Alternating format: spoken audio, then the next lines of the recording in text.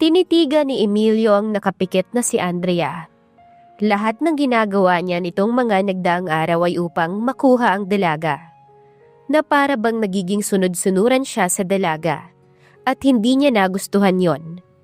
At sa unang pagkakataon sa kanyang buhay, ay naiinis siyang hindi niya alam ang takbo ng isip ni Andrea. Ano pa ba ang kulang sa kanya? So, I'm good enough to sleep with, but not good enough to marry. Tanong niya. Dumilat ang dalaga. Hindi yun ganon kasimple. Ganon lang yun kasimple. Marahas niyang kontra. Itinulak siya ni Andrea at naupo ito. Sa'yo mismo nang galing na ayaw mo ng seryosong relasyon at allergic ka sa pag-aasawa. Ibang kaso ka. Pinahiga uli niya si Andrea at ipinatong ang kanyang kamay sa tiyan nito. Anak ko ang pinagbubuntis mo. Hindi ibig sabihin nun ay pag-aari mo na ako. Itinulak siya ni Andrea at bumangon nito. Isinuot nito ang pantulog. Diyan ka nagkakamali. Saad ni Emilio. Kung iniisip mong hahayaan kitang mapunta sa ibang lalaki, nagkakamali ka. Anak mo nga ang dinadala ko, pero katawan ko to. At kung may alam ka kung paano mamuhay ang mga ordinaryong tao na hindi mo alam, ma-appreciate mo na ang tsansa nang makahanap ako ng ibang lalaking magkakagusto sa akin, ay halos imposible na dahil lang sa simpleng katotohanang buntis ako. Bakit mo iniisip yun? Akin ka, masanay ka na ron. Ani Emilio. Nagpupuyos dahil nagawang magsalita ni Andrea tungkol sa ibang lalaki samantalang may naganap ulit sa kanila. Hindi mo ako babae o kahit na sino man. At hindi ako sumama sa'yo dahil lang may private jet ka at may pera ka. Hindi ko kailanman pinangarap o ginusto yun. Ano pa bang gusto mo sa akin, Andrea? Nalilito niyang tanong. Na may nararamdaman ka para sa akin. Dagli siyang bumangon mula sa kama. Kung ganon, gusto mong ma-inlove ako sa'yo na parang hibang na teenager? Inis niyang tanong. Sa magandang wakas na gusto ni Andrea. Sige, laitin mo ang mga pangarap ko. Saad ni Andrea. Pulang-pulang mukha sa galit. Hindi namang kailangan pag-ibig lang. Kahit man lang pagmamalasakit. Hindi pagiging makasarili, kabaitan. Hindi ba ako nagmalasakit? Mabait? Tanong ni Emilio. Nagagalit siya na ipinagtatanggol niya ang sarili kay Andrea. Kahit nga ang anak natin ay hindi mo gusto. Gusto kita. Walang gatol nitong tugon. And I'm starting to think of the baby as a person attached to you. Hindi pa ba sapat sa simula yon? Saad ni Emilio. Pinahahalagahan ko ang inaalok mo, lalo na ng isang katulad kong mahirap. Mahinang tugon ni Andrea. Sa sinabi nito ay unti-unting nabawasan ang nararamdaman niyang tensyon. Isa ka sa pinakamabait at pinakamaunawaing tao na nakilala ko. Hindi ka nabulag sa pera ko o pinagsamantalahan ng sitwasyon ko. At gusto kong kasama ka. Maniwala ka, mas mahalaga ang mga yon. Ngunit wala akong emosyonal na kakayahang mahalin ka, Andrea. Hindi pa ako umibig sa buong buhay ko. Hindi pa? Natigagal si Andrea. Sapat na sa akin ang mapaligaya ka, pero hindi ibig sabihin nun ay kaya na kitang mahalin. Kakaiba kang tao, Emilio. At yan ang kaibahan natin. Napakahalaga sa iyo ng kaligayahan, pero hindi yun nangangahulugan na matagumpay na pagsasama. Ngali-ngali nang suntukin ni Emilio ang dingding. Dahil aminin man ni Andrea o hindi, kaligayahan ang pinakamatibay nilang ugnayan. Wala pang babaeng gumalit sa kanya sa puntong nawalan siya ng isasagot at hindi alam kung paano mananalo sa argumento. Pinaglapat niya ng mariinang mga ngipin at hindi na kumibo. Nagulat pa siya nung lumapit sa kanya si Andrea at dinampian nito ng halik ang kanyang labi bago yumakap sa kanya. Ayoko nang makipagtalo sa'yo. Let's go back to bed. Napuno ng saya si Andrea nang magising siya kinabukasan. At pagmulat niya ng mga mata, ay si Emilio ang nasilayan niya. Ang mukha nito ay ilang pulgada lang ang layo mula sa kanya. Maamo ang mukha nito. Ang gwapo-gwapo talaga ng binata. Napaka-misteryoso. Para itong isang puzzle, gustong-gusto niyang mabuo. Gusto niyang matuklasan kung bakit tahimik ito, kung may inililihim. Nangangamba siya dahil sa kapangyarihan na mayroon si Emilio sa kanya. Hindi niya sinasadyang bigyan ito ng kapangyarihan. Ngunit iyon ang ginawa niya nang magpasya siyang ibigin ito kahit pa alam niyang hindi magkakaroon ng katugon ang damdamin niya. Malinaw na malinaw iyon. Isipin lang niyang maraming babaeng pwede nitong pagpilian, ay imposible nang mahalin siya nito. Isa lamang siyang novelty para kay Emilio Santiago. Isang ordinaryong babae na nagkataong malinis. Ngunit hanggang kailan tatagal ang novelty na yon na bumibighani rito? Nag-almusal sila sa veranda kung saan tanaw ang baybayin. Isang mahabang strip ng halos puti ng buhangin na binabasa ng mga alon sa ilalim ng maaliwalas na bughaw na kalangitan. Bagay na bagay ang magandang tanawin sa maganda ring bahay. Inilibot siya ni Emilio sa bahay bago sila nag-almusal. Malaki ang bahay pero walang tumira doon nang matagal para mag-iwan ng personal na marka. Wala kahit litrato ng pamilya ni Emilio. Hindi kami ganoong uri ng pamilya.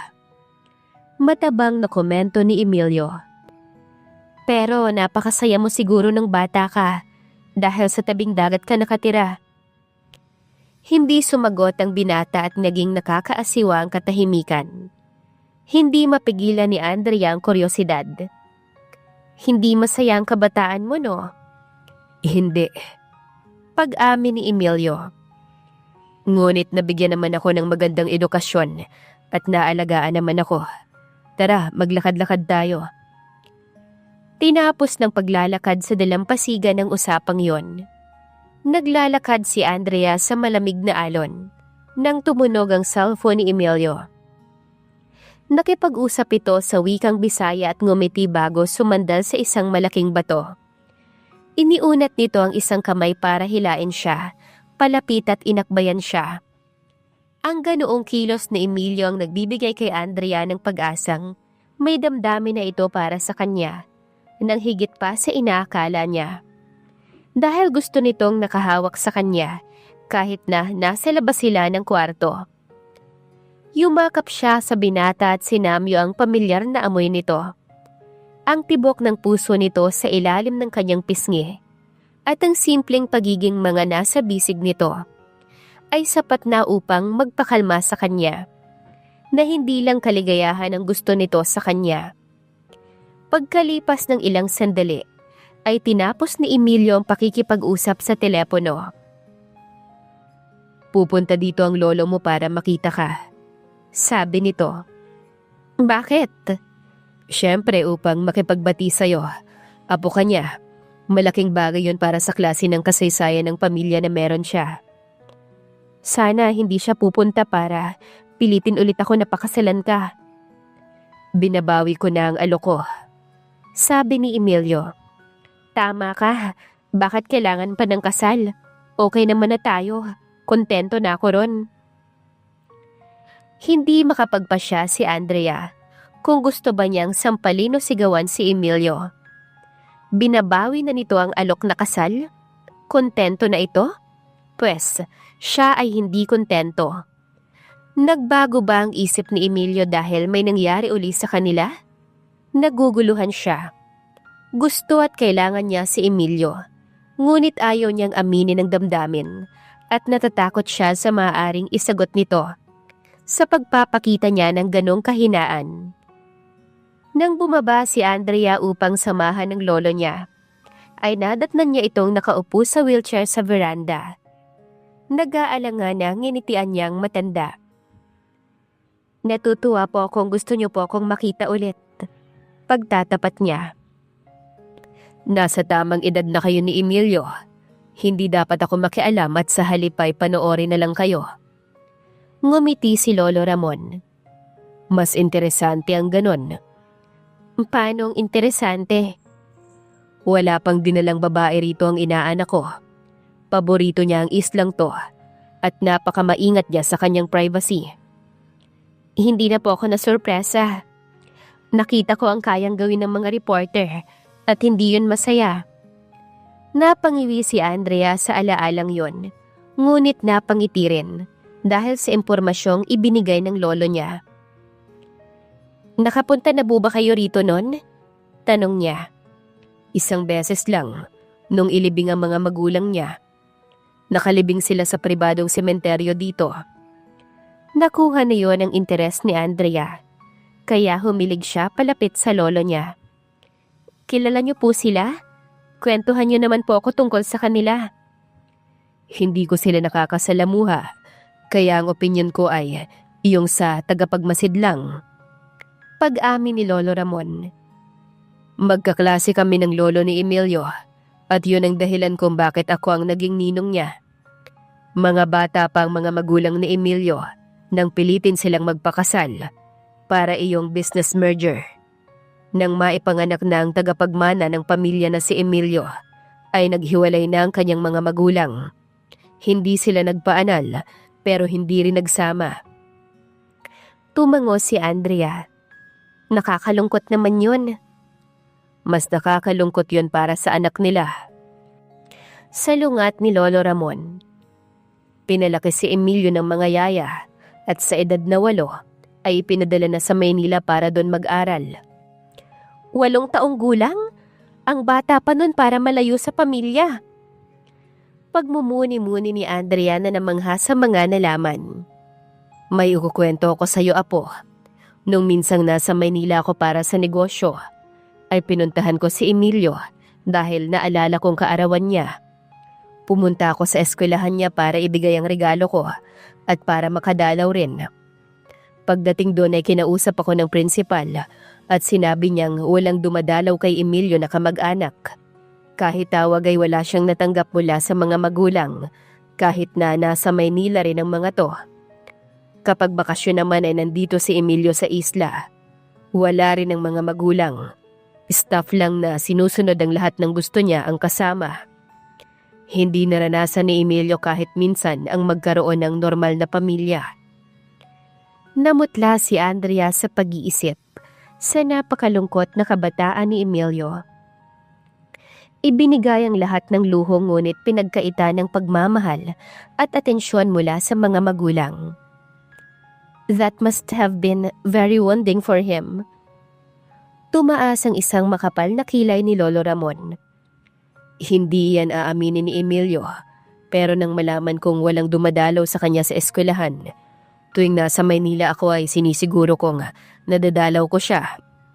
Marami rin naman siyang naging kaibigan at minsan ay nagbabakasyon din siya sa mga bahay ng mga yon. Pinag-isipan ni Andrea ang mga narinig. Alam na niya ang dahilan ng pagiging malayo ng loob ng kanyang minamahal. Tulad niya, iniwan din si Emilio ng mga taong dapat ay nagmamahal dito. Ang tanging naging kaibahan nila ay ang yaman nito ngunit parehong naging mali ang pagtrato sa kanila. Gusto mo bang tumira sa bahay ko sa Cebu? Walang abisong tanong ng lolo niya. Welcome ka doon. Namula si Andrea at hindi mapakali sa pagkakaupo. Nahihiya sa pag-aatubili. Alam niyang naging bukas palad ang lolo niya. Isinantabi ang mga tradisyonal na paniniwala upang makasama siya. Kasi ayaw mong iwan si Emilio. May tuwa sa mga matang pagpupuno sa kanyang lolo sa hindi niya masabi. Kung ganun, may relasyon kayo. Sa ngayon po, gusto ko lang makasama siya ng mas matagal. Pag-amin ni Andrea na lalong namula. Bukas ang imbitasyon ko. Pasasayahin mo ko ng lubos kung mananatili ka sa bahay ko. At kung papayag kang magpaparty ako para ipakilala ka ng formal sa mga kaibigan at kamag-anak. Masiglang anunsyo ni Lolo Ramon. Ngunit makapaghihintay naman yon. Salamat po at naiintindihan niyo po ako, Lolo. Tugon ni Andrea na nakadama ng konsensya. Hindi ba't kaya siya nagpunta sa Cebu ay upang makilala ang lolo niya? Ano ang nangyari at tila si Emilio na ang naging focus ng kanyang kaligayahan at mga pangarap? Marahang umiling-iling ang lolo niya. Hindi ko talaga maunawaan kung bakit ayaw mong pakasal gayong may pagtingin ka naman sa kanya. Ngunit nasa tamang edad ka na para malaman kung ano ang pinakamabuti para sa'yo. Pagkatapos niyon, ay pinag-usapan nila ng pamilya ng lolo niya. Napahanga si Andrea sa katapatan ni Lolo Ramon at iginalang niyang pag-amin nito na sinunod ang layo ng mga anak upang makabawi sa pagkawala ng ina ng mga to. Kasunod niyon ay ipaniliwanag ni Lolo Ramon na ito mismo ang humiling kay Emilio na kilalanin siya. Natawa ito nang ikwento ni Andrea ang pagbabalat kayo ni Emilio. Sinamahan sila ni Emilio at sinabing malapit ng ihain ng hapunan. Kasunod nito si Blue, na binuhat ni Andrea at pinakilala sa lolo niya. Pagkakain ng hapunan ay nag-usap ang dalawang lalaki, na nagpalis sa takot ni Andrea, na nagdulot ng pangmatagalang pinsalang komprontasyon ng dalawa. Nung araw ng pagdating niya, kalaunan ay dumating ang helicopter para sunduin ang lolo niya. Tinanong ka ba ni Ninong kung sasama ka sa kanya pa uwi? Tanong ni Emilio sa kanya pagkabalik sa bahay. Nag-angat ng ulo si Andrea pero nag-iwas ng tingin. Oo. At anong sinagot mo? Hindi pa muna. Napalunok si Andrea. Nakadama ng hiya sa maliwanag na dahilan kung bakit siya nanatili sa tabi ni Emilio. Mabuti yan. Pero syempre, pauunlakan ko rin ang imbitasyon niya. Determinadong pagpapatuloy niya. Desidido siyang ipaalam kay Emilio na hindi siya magiging pasanin dito bilang bisita nang walang napag-usapang takdang panahon ng pag-alis. At sigurado kung babalik ka na rin sa trabaho mo. Napahinto si Emilio. Plano kong magbakasyon muna. Gaano katagal bago ka sumama kay Ninong? Usisa nito. 1 linggo? Hindi siguradong tugon ni Andrea. Hindi ko na kayang mas patagalin pa ron. After all, pumunta ako sa Cebu para makasama ang lolo. Pero heto, at sa bahay mo ko tumutuloy. Pinadaan ni Emilio ang isang mapanuksong tingin. Kulang 1 linggo para sa mga gusto kong mangyari, sweetheart. Sad ng binata. Itong tayo? Mabuhay niyang pagtukoy. Wala itong patutunguhan. Binuhat siya ni Emilio sa mga bisig nito at hindi pinansin si Blue na nagtatalon at paikot-ikot sa paanan nila. Pupunta tayo ngayon sa kwarto. Kaligayahan, ang pangunahing paraan ni Emilio ng pagpapahayag ng damdamin. Malungkot na naisip ni Andrea. Pero iwinaksi ng dalaga ang mga pagdududa at pinapaalala sa sarili na tinanggihan niya ang alok na kasal na magtatali sana kay Emilio sa kanya. Gusto man ito iyon o hindi. Hindi niya gustong maging asawa ng nabuntis kaya pinakasalan. Sa katagalan kasi ay kamumuyaan din siya ni Emilio dahil sa sakripisyong yon. Kung anumang meron sila ngayon, gaano man yon kaliit ay mas tapat at totoo kaysa sa second-rate na pag-aasawa. Aniya sa sarili dahil isang bagay lang ang totoo. Si Emilio Santiago ay walang likas na kakayahan na tanggapin ng kahit na anong second-rate lang. Paano mababago ni Andrea ang paniniwala ni Emilio tungkol sa pag-ibig? Abangan sa susunod na kabanata.